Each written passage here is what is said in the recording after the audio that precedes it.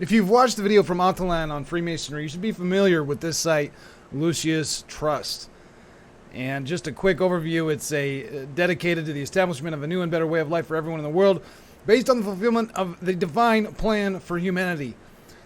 And of course, the divine plan for humanity is to accept the light of Lucifer, as we can see on their website, the esoteric meaning of Lucifer, and it claims that Lucis Trust was once called Lucifer Trust. That's not true. Lucis Trust was founded by Alice and Foster Bailey, and they once had a publishing company named Lucifer Publishing Company. So it wasn't called Lucifer Trust, it was called Lucifer Publishing Company. And the Bailey's reason for choosing the Lucis name is unknown, but like the great teacher H.P. Blavatsky, for whom they had enormous respect, sought to elicit a deeper understanding of the sacrifice made by Lucifer. And of course, H.P. Blavatsky wrote this book, The Secret Doctrine, Volume 2, which in the chapter The Holy Satan says, it is Satan who is the God of our planet and the only God. So that's the type of people who Lucis Trust believe are great teachers and have enormous respect for. In the theosophical perspective, the descent of these solar angels was not a fall into sin or disgrace, but rather an act of great sacrifice, as suggested by the name Lucifer, meaning the light bearer. And what kind of books does this company sell on their website? Written by the founder, Foster Bailey, The Spirit of Masonry.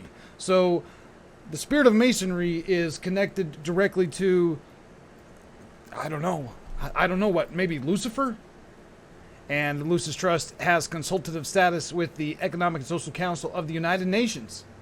The United Nations manifesting the vision for one humanity, a one world government, and essentially a new world order. And of course, connected to the hip of the United Nations is the World Health Organization, who's telling everybody to get vaccinated. The World Health Organization is within the United Nations system. So with the World Health Organization telling everyone to get vaccinated, I thought it would be interesting to see what Lucis Trust has to say on the epidemic and the coronavirus pandemic, as that's naturally raising a lot of questions with students of the ageless. Students of Freemasonry. Or is that students of the Satanic Church? Let's see what they have to say, and maybe they're going to suggest that the students get vaccinated. Let's take a look. There is a secret which relates to the 7 rays as they express themselves in the human kingdom. The knowledge of this enables a master mason to control epidemics and widespread diseases. So they believe they have control over epidemics and widespread diseases. Some initiate healers work with epidemics. Certain healers, few and far between, have set up a relationship with the spirit of the earth, the ruler of all lunar lords, under certain formulas, and given a certain amount of practice, these healers can invoke his aid and in fact command it. I do not advise any interested student to ponder over as much along this line, or to endeavor to set up a contract, or to invoke his aid. Only Freemasons of high degree can deal safely with this powerful involutionary elemental. They do so only in connection with epidemics and international catastrophes such as a world war in which thousands of bodies were involved. An individual not highly developed who endeavored to establish rapport would probably only succeed in stimulating the lunar lords of his own little system to such an extent that his lower nature would be unduly energized, sometimes even to the point of death.